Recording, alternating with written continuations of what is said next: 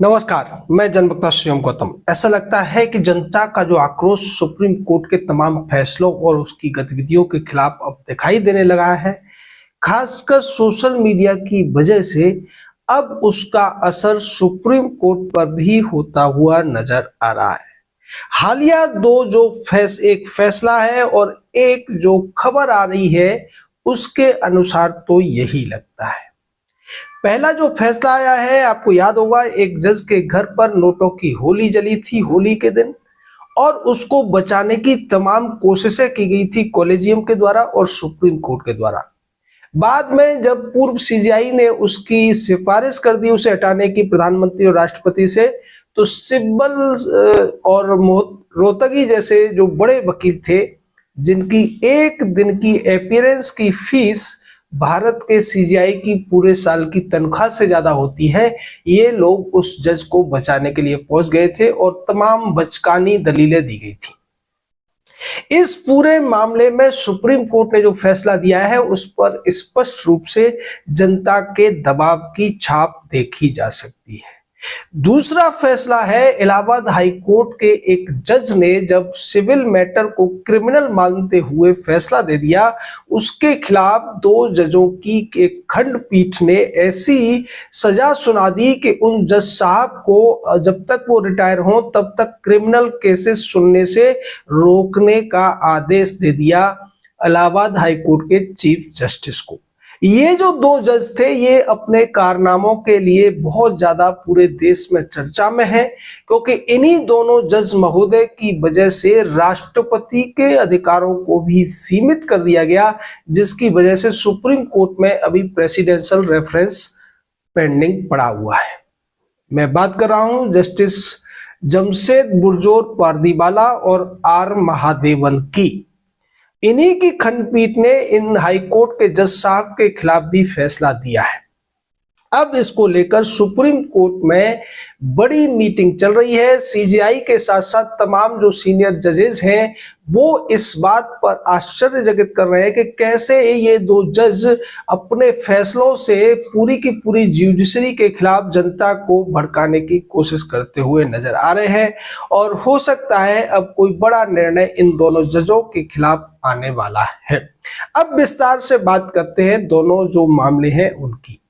पहले मामले में यशवंत वर्मा ने जो दलीलें दी थी, जो सवाल उठाए थे कि मेरे खिलाफ जो इन हाउस कमेटी बनाई गई वो असंवैधानिक है और उस इन हाउस कमेटी की प्रक्रिया भी असंवैधानिक है, उसके साथ साथ जो तत्कालीन सीजेआई थे उन्होंने मेरी जो रिपोर्ट आई थी उसके आधार पर राष्ट्रपति और प्रधानमंत्री से मुझे हटाए जाने की जो रिक्वेस्ट की है वो भी असंवैधानिक है। यानी कि सारा का सारा जो कुछ हुआ उस सब को यशवंत वर्मा के वकीलों, खासकर कपिल सिब्बल ने सुप्रीम कोर्ट में असंवैधानिक सिद्ध करने की कोशिश की थी। हालांकि जस्टिस दीपांकर दत्ता जो इस मामले की सुनवाई करने वाली बेंच में थे, उन्होंने बार बार सिब्बल को घेरने की कोशिश की, तीखे सवाल किए, लेकिन फैसला पिछली सुनवाई में नहीं आया था और फैसला आज आ गया है। इस फैसले के बाद ये पूरी तरह स्पष्ट हो गया है कि यशवंत वर्मा के खिलाफ जो कुछ भी कार्रवाई हुई थी, चाहे इन हाउस कमेटी बनी हो, इन हाउस कमेटी की रिपोर्ट आई हो, और उस रिपोर्ट का संज्ञान लेते हुए तत्कालीन सीजेआई संजीव खन्ना ने पहले यशवंत वर्मा से इस्तीफा देने के लिए कहा था, लेकिन ये आदमी पलट गया और इसने साफ इनकार कर दिया था। उसके बाद सीजेआई संजीव खन्ना ने उस रिपोर्ट के आधार पर राष्ट्रपति और प्रधानमंत्री से इस जज को हटाए जाने की सिफारिश कर दी थी, जिसके बाद अब संसद के अंदर इस जज के खिलाफ महाभियोग की कार्रवाई शुरू हो चुकी है। इस पूरे मामले ने भारत की जो ज्यूडिशरी है उसके खिलाफ जनाक्रोश को बढ़ाने का काम किया था। जनता जो पहले ही इस तमाम कोर्ट्स के अंदर 5.5 करोड़ से ज्यादा केसेस पेंडिंग है उसकी वजह से परेशान है, और उसके बाद इस पूरे मामले में जिस तरीके की प्रक्रिया अपनाई गई, जो कुछ सुप्रीम कोर्ट द्वारा और सुप्रीम कोर्ट के कॉलेजियम के जजों के द्वारा किया गया था इस जज को बचाने के लिए, उससे जनता में एक भारी गुस्सा था। इस को लेकर पूर्व उपराष्ट्रपति जगदीप धनखड़ भी तमाम मंचों से बातें कर चुके थे।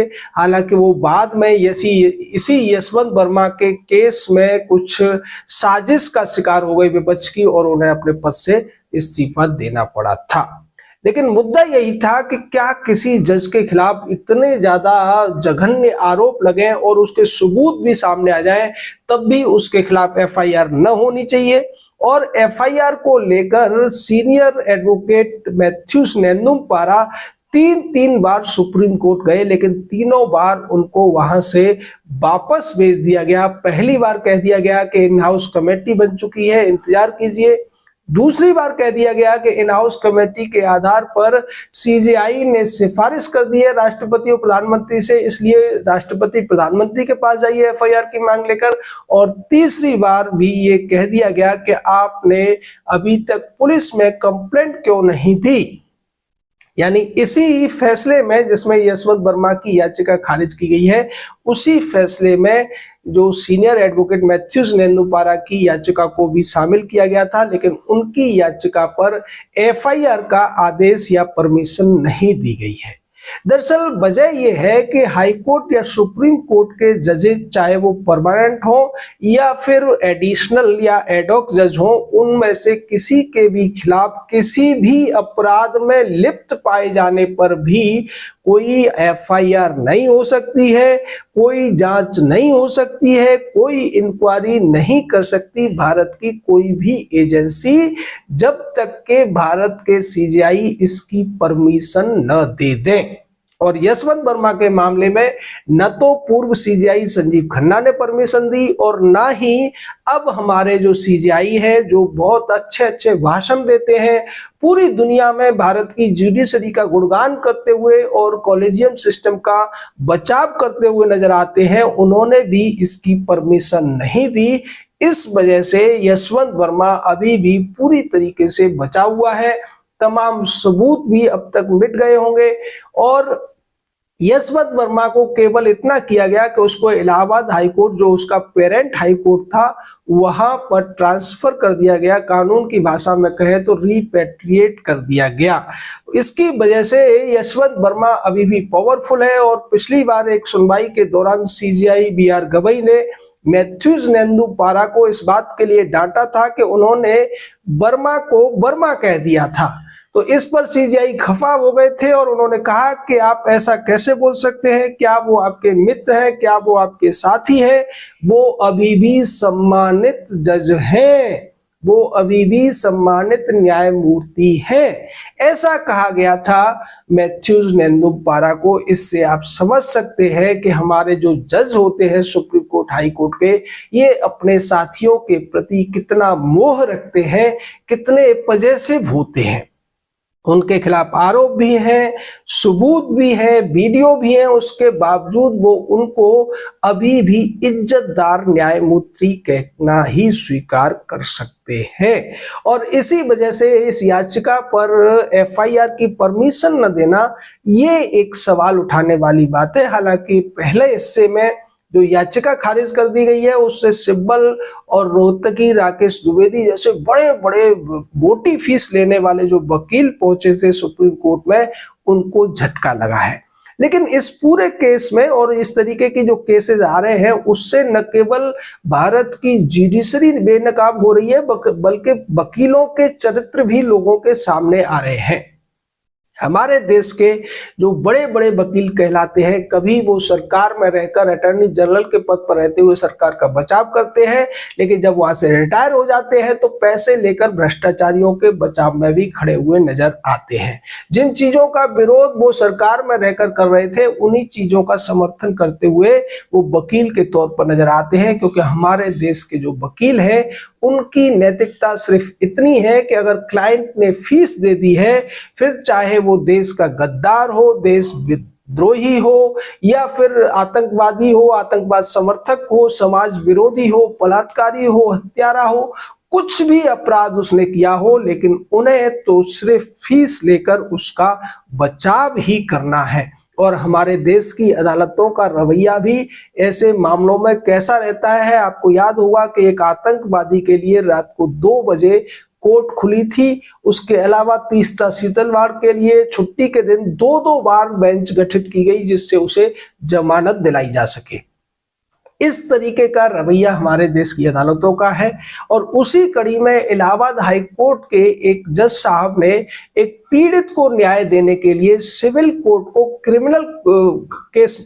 केस को क्रिमिनल केस मानते हुए फैसला दे दिया था, जिसके बाद जस्टिस पारदीवाला और जस्टिस आर महादेवन की पीठ ने उन जज साहब को सजा सुना दी थी और कहा था कि इनको अब क्रिमिनल केस सुनने से रोका जाए और ऐसा आदेश उन्होंने हाई कोर्ट के चीफ जस्टिस को दे दिया था। इस पर हमने वीडियो बनाया था, दूसरे चैनल पर वो वीडियो है हमारे पे, और उसमें हमने स्पष्ट कहा था कि ये जो दलीलें कपिल सिब्बल ने यशवंत वर्मा के बचाव में दी थी वही दलीलें यहाँ पर खारिज कर दी गई हैं। यानी कि संविधान के अनुसार हाई कोर्ट के जो जजेस होते हैं वो किसी भी तरीके से सुप्रीम कोर्ट के चीफ जस्टिस के अंडर में नहीं होते, बल्कि उनका एक अलग लेवल होता है। चीफ जस्टिस उनको आदेश नहीं दे सकते हैं, उनको पद से नहीं हटा सकते हैं, उनको सजा भी नहीं दे सकते हैं, केवल इस्तीफा मांग सकते हैं और वो भी जज की अपने विवेक पर निर्भर है कि वो देगा या नहीं देगा, जैसा कि यशवंत वर्मा के मामले में हुआ था। लेकिन यहाँ इस खंडपीठ ने अपनी सीमाओं को एक बार फिर से लांघते हुए इन जज साहब को ही सजा सुना दी, जिसकी वजह से अब सुप्रीम कोर्ट का कॉलेजियम और तमाम जो सीनियर जजेस हैं वो इस पर इनके खिलाफ हो गए हैं और वो ये कह रहे हैं कि ये जो किया गया है वो न तो संवैधानिक है ना ही उनके अधिकार क्षेत्र में आता है। इससे पहले पारदीवाला और आर महादेवन की ही खंडपीठ ने राष्ट्रपति महोदय को, राज्यपाल महोदय को समय सीमा में बांध दिया था और यह कह दिया था कि अगर कोई विधेयक विधानसभा से, विधान परिषद से यानी विधानमंडल से पास हो जाता है तो उसको केवल मैक्सिमम 4 महीने के लिए आप रोक सकते हैं। अगर उतने दौरान में आप हस्ताक्षर नहीं करते हैं तो उस विधेयक को डीम्ड टू बी असेंट मान लिया जाएगा, यानी कि स्वीकृत मान लिया जाएगा और वो कानून बन जाएगा। इस पर खूब बवाल हुआ था, अभी तक बवाल हो रहा है और इसी के लिए राष्ट्रपति महोदया ने अपने 14 सवाल सुप्रीम कोर्ट को भेजे हुए हैं, जो अभी भी करीब 3 महीने से पेंडिंग है। उन पर सुप्रीम कोर्ट ने अपनी एक संवैधानिक पीठ गठित कर दी है, तमाम स्टेट्स को नोटिस जारी कर दिए हैं और सरकार से भी उस पर जवाब मांगा है, जबकि सवाल तो केवल सुप्रीम कोर्ट से किए गए थे। खैर, ये उनकी प्रक्रिया है, उस पर हम कुछ नहीं कह सकते। लेकिन इसी तरीके की सोच रखने वाली ये जो जस्टिस पारदीवाला है, जस्टिस आर महादेवन है, वैसे अगर आप इनकी बैकग्राउंड देखें तो पारदीवाला के जो पिताजी ही हैं वो गुजरात विधानसभा के अध्यक्ष रह चुके हैं कांग्रेस पार्टी से। इस पर आप ध्यान दीजिए। इससे पहले इनके खिलाफ कांग्रेस पार्टी और तमाम विपक्षी पार्टियों की तरफ से एक महाभियोग लाने की कार्रवाई भी शुरू की गई थी, लेकिन बाद में उन्होंने अपनी उस बात पर माफी मांग ली थी, जिसकी वजह से महाभियोग इनके खिलाफ लाया जा रहा था। दूसरी तरफ आर महादेवन है, जिनका जुड़ाव डीएमके पार्टी से किसी से छुपा हुआ नहीं है। वो सरकार के वकील के तौर पर तमिलनाडु में काम कर चुके हैं और उसके बाद वो सुप्रीम कोर्ट में आए हैं। तो इस तरीके से आप देख सकते हैं कि ये जो सुप्रीम कोर्ट के कुछ जज हैं वो संविधान को भी नहीं मानते हैं, संविधान की अपने हिसाब से मनमानी व्याख्या करते हैं और उसकी वजह से भी जनता का आक्रोश सुप्रीम कोर्ट के खिलाफ अब दिखने लगा है सोशल मीडिया पर और जनरल पब्लिक भी इसकी बात करने लगी है। यही वजह है कि यशवंत वर्मा के मामले में याचिका खारिज की गई और जस्टिस पारदीवाला और आर महादेवन ने जो कुछ किया है उसको लेकर अब सुप्रीम कोर्ट कुछ बड़ा निर्णय लेने वाला है और इस सब के पीछे जो सबसे बड़ी ताकत है वो जनता की ताकत है, जनता का आक्रोश है। जनता ने जो सवाल पूछने शुरू किए और उन सवालों के दबाव में आकर अब सुप्रीम कोर्ट को भी ये लगने लगा है कि उनका जो एक सर्वशक्तिमान होने का एक दर्प है, जो एक आवा मंडल है, वो टूटता हुआ नजर आ रहा है। जनता सवाल पूछ रही है, जनता को अब कंटेम्प्ट ऑफ कोर्ट से उतना डर नहीं लगता, क्योंकि सुप्रीम कोर्ट ने ही कंटेम्प्ट ऑफ कोर्ट की जो कीमत रखी है वो 1 रुपया रखी है।